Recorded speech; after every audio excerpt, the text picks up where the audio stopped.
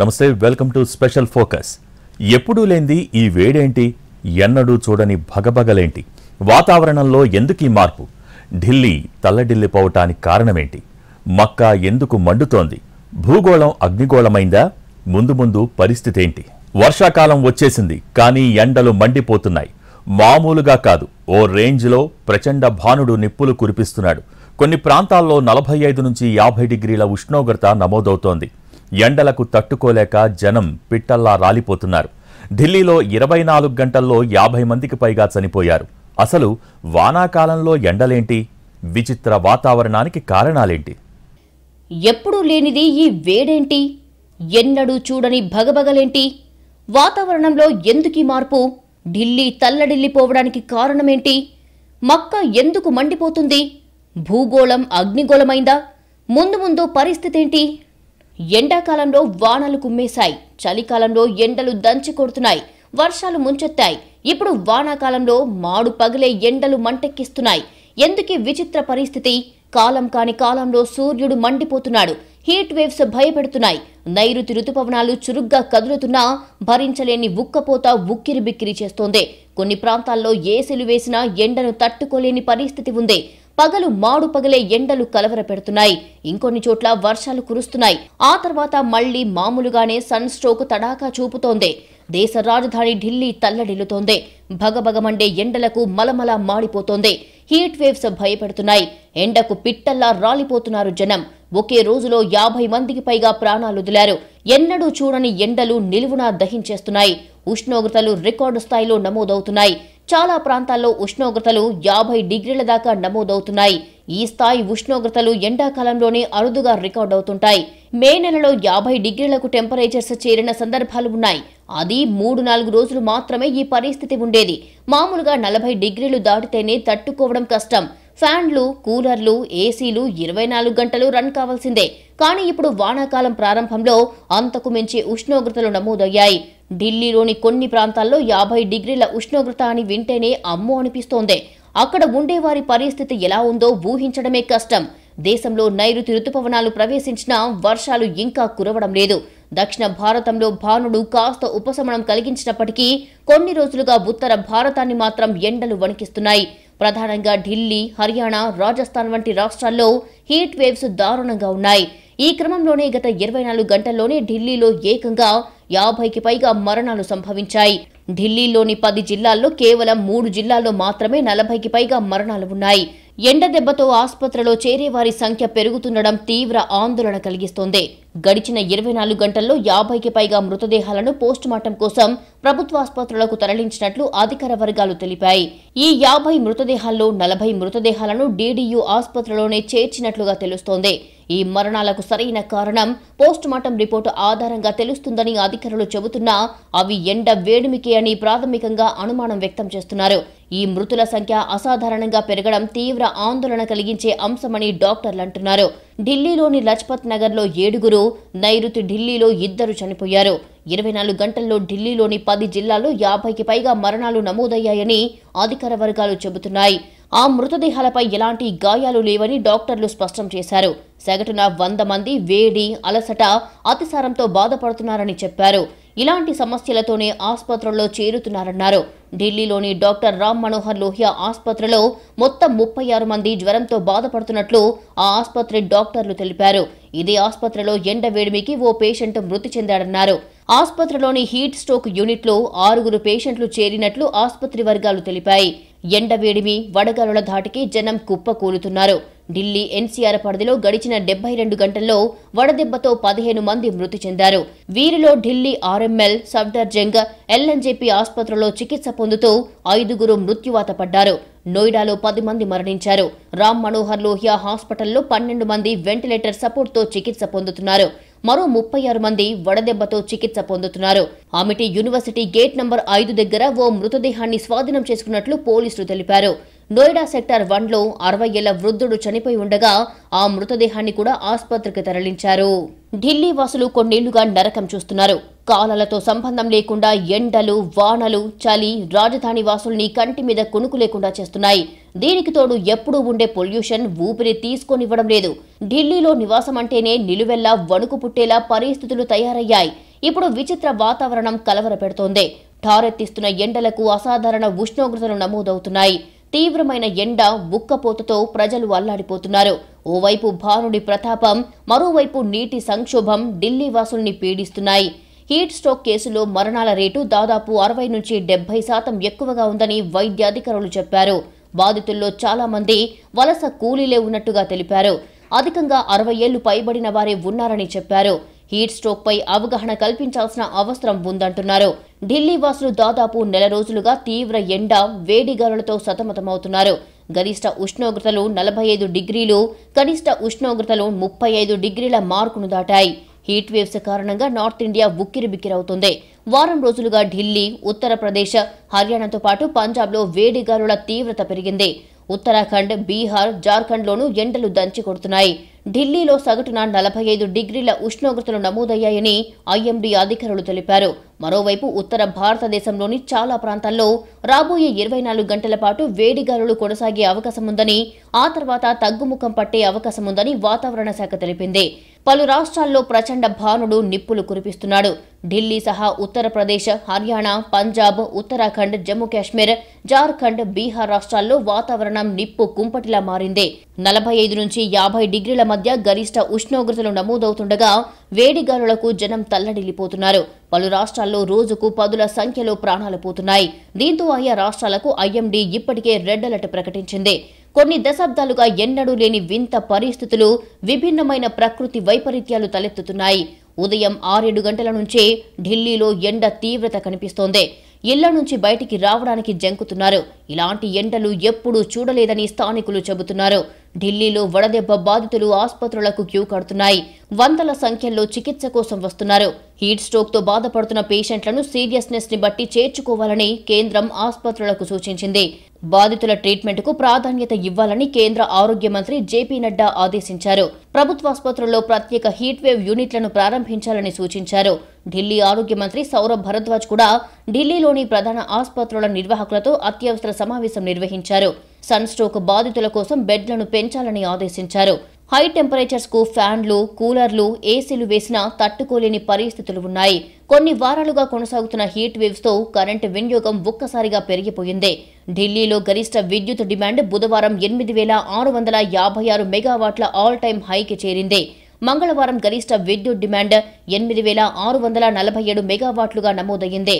ఇక జూన్ 1న రుతుపవనాలు ప్రవేశించాయి. ఇప్పటి వరకు వాయువ్య భారతం 10.2 మిల్లీమీటర్ల వర్షపాతం నమోదయ్యింది. ఇది సాధారణం కంటే 70% తక్కువ. ఢిల్లీలో 12 ఏళ్ల తర్వాత అత్యధిక టెంపరేచర్స్ బుధవారం రికార్డయ్యాయి. రాత్రిపూట కనిష్ట ఉష్ణోగ్రత 35.2 డిగ్రీల సెల్సియస్ గా నమోదయ్యాయి. ఇది సాధారణం కంటే 8 డిగ్రీలు ఎక్కువ. గతంలో 2012 జూన్లో రాత్రిపూట అత్యంత కనిష్ట ఉష్ణోగ్రత 34 డిగ్రీల సెల్సియస్ గా నమోదయ్యింది. మండిపోతున్న ఎండలతో భారత అలర్ట్ అయ్యింది.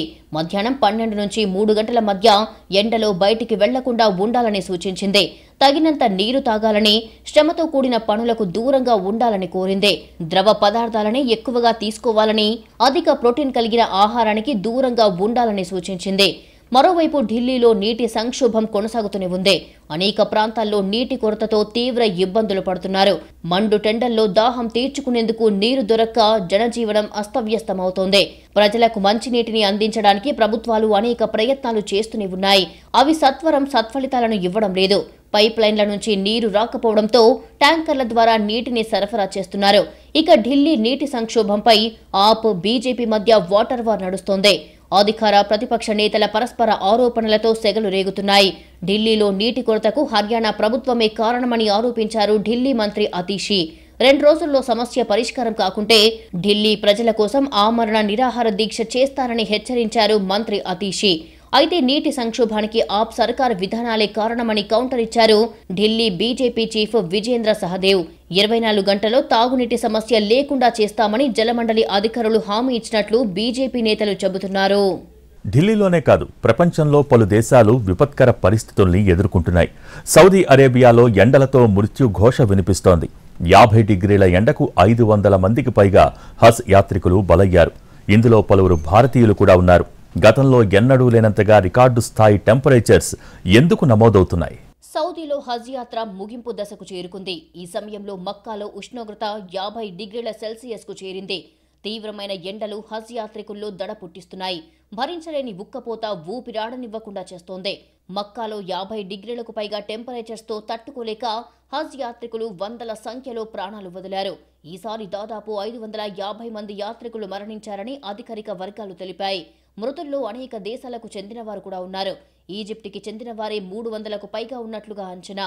తీవ్ర ఎండలు, ఉక్కపోత వాతావరణమే అందుకు కారణంగా చెబుతున్నారు. మక్కా సమీపంలో ఉన్న అల్ ముయిసెంలోని ఆసుపత్రిలో మృతదేహాలను ఉంచినట్లు అధికారిక వర్గాలు తెలిపాయి. సంబంధికులకు అప్పగించేందుకు ఏర్పాట్లు చేశారు. తమ దేశం నుంచి వచ్చిన యాత్రికుల చాలా మంది ఆచూకీ తెలియరావడం లేదని ఈజిప్టు ప్రభుత్వ వర్గాలు హజ్ నిర్వాహకులకు తెలిపాయి. వారిని గుర్తించేందుకు ముమ్మర చర్యలు చేపట్టినట్లు వెల్లడించాయి. గతేడాది 240 మరణాలు నమోదయ్యాయి. వీరిలో చాలా మంది ఇండోనేషియాకు చెందిన వారే. ఎండ తాపాన్ని దృష్టిలో ఉంచుకొని నిర్వాహకులు అనేక ఏర్పాట్లు చేశారు. యాత్రికులు గొడుగులు వాడాలని, ఎప్పటికప్పుడు నీరు తాగాలని సూచించారు. వారిపై నీళ్లు చల్లేలా వాలంటీర్లను నియమించారు. అయినప్పటికీ పెద్ద ఎత్తున మరణాలు సంభవించాయి. ఈసారి మక్కాలో ఉష్ణోగ్రతలు తారాస్థాయికి చేరడంతో హజ్ యాత్రకు వెళ్లిన వారు భారీ సంఖ్యలో మరణిస్తున్నారు. సౌదీ ప్రభుత్వం ఎన్ని జాగ్రత్తలు తీసుకుంటున్నా ఎండల ప్రభావం తీవ్రంగా ఉండటంతో యాత్రికులు ప్రాణాలు వదులుతున్నారు. ఇందులో భారతీయులు కూడా ఉన్నారు. గతంలో ఎన్నడూ లేనంత దారుణంగా ఎండలు మండిపోతున్నాయి. దీంతో హజ్ యాత్రికులు విలవిల్లాడుతున్నారు. ఏటా బక్రీద్ మాసంలో జరిగే ఈ యాత్రకు వివిధ దేశాల నుంచి లక్షల సంఖ్యలో యాత్రికులు వస్తుంటారు. ఈసారి యాత్రలో దాదాపు 18.3 లక్షల మంది పాల్గొన్నారు. వారిలో 22 దేశాలకు చెందిన 16 లక్షల మంది ఉన్నారని సౌదీ హజ్ నిర్వాహకులు చెబుతున్నారు. హజ్ యాత్ర చేసేవారిలో వృద్ధులు, మధ్య వయసు వారు ఎక్కువ మంది ఉంటుంటారు. వీరంతా ఎండ ధాటికి తట్టుకోలేక ప్రాణాలు వదులుతున్నారు. ఈ ఏడాది హజ్ యాత్రకు వెళ్లి మృత్యువాత పడిన వారిలో 323 మంది వరకు ఈజిప్షియన్లు ఉన్నారు. అలాగే 60 మంది వరకు జోర్డాన్ వాసులు మరణించారని దౌత్యవేత్తలు తెలిపారు. ఇరాన్, సెనెగల్తో పాటు ఇతర దేశాల నుంచి వచ్చిన వారు కూడా మృతుల్లో ఉన్నట్లుగా తెలుస్తోంది. భారత్ నుంచి కూడా ప్రతి ఏటా భారీ సంఖ్యలో హజ్ యాత్రకు వెళ్తుంటారు. దీంతో వారి పరిస్థితులపై ప్రభుత్వం ఆరా తీస్తోంది. సౌదీ ప్రభుత్వం వర్చువల్ ఆసుపత్రులను ఏర్పాటు చేసి బాధితులకు చికిత్స అందిస్తోంది. వివిధ దేశాల నుంచి హజ్ యాత్రకు వచ్చిన వారిలో ఎంతమంది తప్పిపోయారు అన్నదానిపై కూడా దౌత్యవేత్తలు వివరాలు సేకరిస్తున్నారు. ఇప్పటి వరకు గుర్తించిన మృతదేహాల్ని మాత్రం స్వదేశాలకు తరలించేందుకు ప్రయత్నిస్తున్నారు. జీవిత కాలంలో ఒక్కసారైనా హజ్ యాత్ర చేయాలని ప్రతి ముస్లిం కోరుకుంటాడు. ఇస్లాం 5 మూల స్తంభాలలో హజ్ ఒకటి. గత నెలలో సౌదీ అరేబియా వెల్లడించిన వివరాల ప్రకారం ఈ ప్రాంతంలో ఉష్ణోగ్రతలు ప్రతి దశాబ్దానికి కనీసం 0.4 డిగ్రీల సెల్సియస్గా పెరుగుతున్నాయి. మక్కాలోని గ్రాండ్ మసీద్ దగ్గర సోమవారం ఉష్ణోగ్రత 51.8 డిగ్రీల సెల్సియస్కు చేరుకుందని సౌదీ జాతీయ వాతావరణ కేంద్రం తెలిపింది. మక్కాలో వడదెబ్బతో బాధపడుతున్న 2000 మందికి పైగా యాత్రికులకు చికిత్స అందిస్తున్నట్లు సౌదీ అధికారులు ప్రకటించారు. కానీ 3 రోజులుగా ఆ సంఖ్యను అప్డేట్ చేయలేదు. మరణాలపై సమాచారం ఇవ్వలేదు. మక్కా వెలుపల ఉన్న మీనాలో హజ్ యాత్రికులు ఎండల్ని తట్టుకోలేక తలలపై బాటిల్స్తో నీళ్లు పోసుకుంటున్నారు. అక్కడి వాలంటీర్లు యాత్రికులకు cool water, chocolate, ice cream వంటి వాటిని అందజేశారు. ప్రపంచవ్యాప్తంగా చాలా దేశాల్లో ఎండలు మండిపోతున్నాయి. విచిత్ర వాతావరణ పరిస్థితుల్ని ఎదుర్కొంటున్నాయి. అమెరికాలోనూ చాలా ప్రాంతాల్లో ఎండలు మండిపోతున్నాయి. కొన్ని ప్రాంతాల్లో 41 డిగ్రీల సెల్సియస్ వరకు గరిష్ట ఉష్ణోగ్రతలు నమోదవుతున్నాయి. దీంతో పలు ప్రాంతాల్లో వాతావరణ అధికారులు హీట్ వేవ్ హెచ్చరిక జారీ చేశారు. ఇక మన దేశంలో వింత వాతావరణ పరిస్థితులే కనిపిస్తున్నాయి. నెల రోజులుగా ఢిల్లీ, రాజస్థాన్, ఉత్తరప్రదేశ్ సహా మధ్య భారతంలో భరించలేనంత ఉష్ణోగ్రతలు నమోదవుతున్నాయి. చాలా ప్రాంతాల్లో 45 డిగ్రీలకు పైగా ఉష్ణోగ్రతలు రికార్డవుతున్నాయి. ఢిల్లీలో ఇప్పటికే వాతావరణ శాఖ రెడ్ అలర్ట్ ప్రకటించింది. ఇంత తీవ్రమైన ఎండలను ఎప్పుడూ చూడలేదంటున్నారు. మరోవైపు సిక్కిం, అస్సాంలలో వరదలు బీభత్సం సృష్టిస్తున్నాయి. వేలాది మంది నిరాశ్రయులయ్యారు. కొన్ని ప్రాంతాల్లో ఎండలు దంచి కొడితే ఇంకొన్ని ప్రాంతాల్లో వర్షాలు కురుస్తున్నాయి. తెలుగు రాష్ట్రాల్లోనూ విచిత్ర వాతావరణ పరిస్థితులే ఉన్నాయి. నైరుతి రుతుపవనాలు ఇంకా పూర్తిగా వ్యాపించలేదు. దీంతో 2 రోజులుగా ఎండలు మండుతున్నాయి. రాత్రిపూట కనిష్ట ఉష్ణోగ్రతలు ఎక్కువగా నమోదవుతున్నాయి. మరో 2-3 రోజుల్లో నైరుతి రుతుపవనాలు పూర్తిగా వ్యాపించే అవకాశం ఉందని వాతావరణ శాఖ తెలిపింది. సముద్ర మట్టానికి 301 కిలోమీటర్ల ఎత్తులో కోస్తాంధ్రకు ఆనుకొని పశ్చిమ మధ్య బంగాళాఖాతంపై ఉపరితల ఆవర్తనం వ్యాపించి ఉంది. గోవా నుంచి దక్షిణ కోస్తా ఆంధ్రప్రదేశ్ వరకు సముద్ర మట్టానికి 301 కిలోమీటర్ ఎత్తులో బలహీనపడ్డ తూర్పు, పడమర ద్రోణి ఉంది. దీంతో ఏపీలోని పలు ప్రాంతాల్లో రాబోయే 3 రోజులు కొన్ని చోట్ల అడపాదడపా వర్షాలు కురిసినప్పటికీ ఇతర ప్రాంతాల్లో ఎండలు, వడగాలులు ఉంటాయని వాతావరణ శాఖ తెలిపింది. ఏపీలో భిన్నమైన వాతావరణం ఉంది. కొన్ని జిల్లాల్లో వానలు పడుతుంటే మరికొన్ని చోట్ల ఎండ, ఉక్కపోత తీవ్రత కనిపిస్తోంది. అల్లూరి సీతారామరాజు జిల్లా, తూర్పు గోదావరి జిల్లా, పశ్చిమ గోదావరి జిల్లా, ఏలూరు జిల్లా, అన్నమయ్య జిల్లా, కడప జిల్లాల్లో అక్కడక్కడ పిడుగులతో కూడిన తేలికపాటి నుంచి మోస్తారు వర్షాలు కురిసే అవకాశముందని విపత్తుల సంస్థ తెలిపింది. పార్వతీపురం, మన్యం, విజయనగరం, కాకినాడ, కోనసీమ, కృష్ణా, ఎన్టీఆర్, గుంటూరు, పల్నాడు, బాపట్ల, ప్రకాశం, చిత్తూరు, తిరుపతి, నంద్యాల, అనంతపురం, శ్రీ సత్యసాయి జిల్లాల్లో అక్కడక్కడ పిడుగులతో కూడిన తేలికపాటి వర్షాలు కురిసే అవకాశముందని అంచనా వేస్తున్నారు. మరోవైపు నైరుతి రుతుపవనాల వేగం తగ్గింది. ఉత్తరాంధ్రలో ఉన్న 2 జిల్లాలు తప్ప దక్షిణ భారతదేశం మొత్తం విస్తరించాయంటున్నారు వాతావరణ శాఖ అధికారులు. అయినా సరే వర్షాలు అంతంత మాత్రంగానే ఉన్నాయి. రుతుపవనాలు ప్రవేశించినా ఇప్పటికే వేసవికాలం మాదిరిగా ఎండలు, వడగాలులు కొనసాగుతున్నాయి. దీంతో జనం అల్లాడిపోతున్నారు. రుతుపవనాల ప్రభావంతో వర్షాలు పడాల్సింది పోయి వేసవికాలంలో క్యూములోనింబస్ మేఘాలు ఆవరించి కొన్ని జిల్లాల్లో మాత్రమే ఒక మోస్తారు నుంచి భారీ వర్షం పడుతోంది. ఆ వాన తర్వాత మళ్లీ ఎండ తీవ్రత, ఉక్కపోత ఉంటోంది. రాష్ట్రంలో వాతావరణం చల్లబడడం లేదు, ఇంకా వేడెక్కుతోంది. వానాకాలంలో కూడా కూలర్లు, ఏసీలు వాడాల్సి వస్తుందని జనం అంటున్నారు. ఎప్పుడూ ఇలాంటి వాతావరణం చూడలేదని చెబుతున్నారు. తెలంగాణలోనూ వెదర్ డిఫరెంట్ గానే ఉంది. నైరుతి రుతుపవనాలు ప్రవేశించాయి. పలు చోట్ల వర్షాలు కురిశాయి. అయినా ఉక్కపోతతో జనం అల్లాడిపోతున్నారు. మొన్నటి వరకు ఎండ వేడిమికి అల్లాడిన ప్రజలు వాతావరణం చల్లబడడంతో ఉపశమనం పొందారు. ఈసారి ఎండల తీవ్రత నుంచి బయటపడతామా లేదా అన్న ఆందోళనలో ఉన్న వారికి నైరుతి రుతుపవనాలు త్వరగానే రావడంతో ఇబ్బంది తప్పింది. ప్రధానంగా తాగునీటి సమస్య నుంచి బయటపడటంతో అధికార యంత్రాంగం కూడా ఊపిరి పీల్చుకుంది. వాతావరణం మారినప్పటికీ ఉక్కపోత మాత్రం కొనసాగుతూనే ఉంది. అడపాదడపా వర్షాలు కురుస్తున్నా ఉక్కపోత మాత్రం వీడటం లేదు. దీంతో విద్యుత్ వాడకం పెరిగిపోయింది. ఏసీలు వాడుతున్నందున విద్యుత్ వినియోగం ఎక్కువగానే ఉందని చెబుతున్నారు అధికారులు. ప్రస్తుతం విచిత్రమైన వాతావరణాన్ని చూస్తున్నామని అంటున్నారు. ప్రపంచవ్యాప్తంగా వడగాలులు, కరువులు, వరదలు తీవ్రతరం అవటానికి కారణమేంటి? గ్లోబల్ వార్మింగే రీజనా? వాతావరణ మార్పుల ఫలితంగానే ఇలా జరుగుతోందా? నిపుణులు ఏమంటున్నారు? ఏ దేశాల్లో ఎలాంటి వాతావరణం ఉంది? ఎప్పుడు ఏం జరిగిందో ఇప్పుడు చూద్దాం. ప్రపంచవ్యాప్తంగా కొన్నేళ్లుగా వాతావరణ పరిస్థితులు అంచనాకు తగ్గట్లు లేవు. కాలాలతో సంబంధం లేకుండా ఎండలు, వానలు దంచి కొడుతున్నాయి. కొన్ని దేశాల్లో కరువు తాండవిస్తోంది. వాతావరణ మార్పులే ఇందుకు కారణమంటున్నారు శాస్త్రవేత్తలు. ఎన్నడూ లేనంతగా రికార్డు స్థాయి టెంపరేచర్స్ నమోదవుతున్నాయి. భూతాపం స్థాయి పెరిగితే తీవ్రమైన అసహజ వాతావరణ పరిస్థితులు ఏర్పడేలా చేస్తుంది. కరువు, వరదలు సంభవిస్తుంటాయి. ఉష్ణోగ్రతల్లోనూ విపరీతమైన మార్పులు ఉంటాయి. సగటు ఉష్ణోగ్రతలో ప్రతి 1 డిగ్రీ సెల్సియస్ పెరుగుదలకు వాతావరణంలో 7% తేమ పెరుగుతుంది. దీని కారణంగా భారీ వర్షాలు కురిసే వీలు ఉంటుంది. కొన్నిసార్లు తక్కువ వ్యవధిలో చిన్న ప్రాంతంలోనూ కుండపోత వర్షం కురిసే ఛాన్స్ ఉంది. ఐక్యరాజ్యసమితి వాతావరణ సంస్థ IPCC ప్రకారం ప్రపంచవ్యాప్తంగా మానవ కార్యకలాపాల వల్ల అనూహ్యంగా భారీ వర్షాలు పడటం, వరదలు ముంచెత్తడం లాంటివి పెరుగుతున్నాయి. భూమి వేడెక్కుతున్న కొద్దీ ఈ ట్రెండ్ కొనసాగుతుందని నిపుణులు అంటున్నారు. ఈ ఏడాది ఏప్రిల్లో దుబాయ్, UAE, ఒమన్లలో కురిసిన భారీ వర్షాల విషయంలో వాతావరణ మార్పు ఎంత మేరకు ప్రభావం చూపిందో ఖచ్చితంగా నిర్ధారించడం కష్టం. ఈ ప్రాంతంలో భారీ వర్షాలు చాలా అరుదు. ఈ రకమైన సంఘటనలు 10 నుంచి 40% పెరిగాయి. దీనికి వాతావరణ మార్పులే కారణమని వరల్డ్ వెదర్ అట్రిబ్యూషన్ చెబుతోంది. గత మేలో దక్షిణ బ్రెజిల్లో భారీ వర్షాలు కురిశాయి. భారీ వరదలు ముంచెత్తాయి. 1,50,000 మంది ప్రజలు నిరాశ్రయులయ్యారు. అది ఉష్ణమండల ధృవవాయు ద్రవ్యరాశులు కలిసే ప్రాంతం కాబట్టి భారీ వర్షం కురిసే అవకాశం ఉంది. ఈ పరస్పర చర్యలు వాతావరణ మార్పులతో తీవ్రమయ్యాయని నిపుణులు చెప్పారు. 2023 సెప్టెంబర్లో ఉత్తర లిబియాలో కురిసిన భారీ వర్షం తీవ్రమైన వరదలకు దారితీసింది. వాతావరణ మార్పుల కారణంగానే 50 రెట్లు ఎక్కువగా ప్రభావం చూపిందని శాస్త్రవేత్తలు స్పష్టం చేశారు. సగటు ఉష్ణోగ్రతలలో చిన్న పెరుగుదల కూడా తీవ్రమైన వేడిని వ్యాప్తి చేస్తుంది.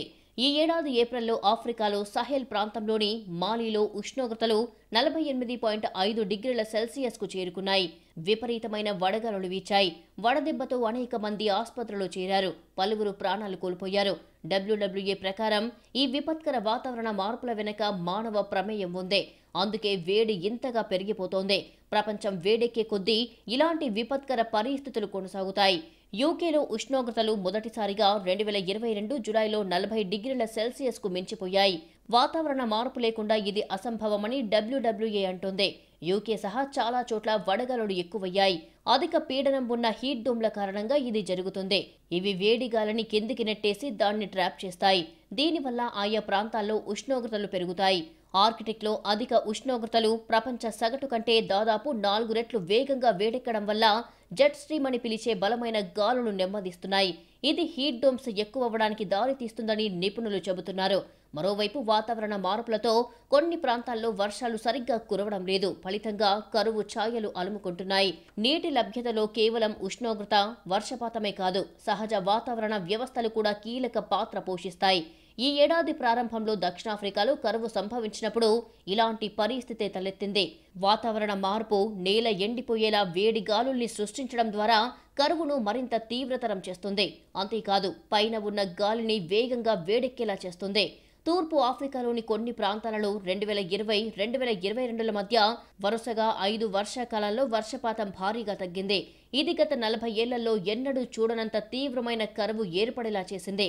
దీంతో ఒక్క సొమాలియాలోనే 12 లక్షల మంది నిరాశ్రయులయ్యారు. వాతావరణ మార్పుల వల్ల ఇలాంటి కరువులు కనీసం 100 రెట్లు ఎక్కువ వచ్చే అవకాశం ఉందంటున్నారు సైంటిస్టులు.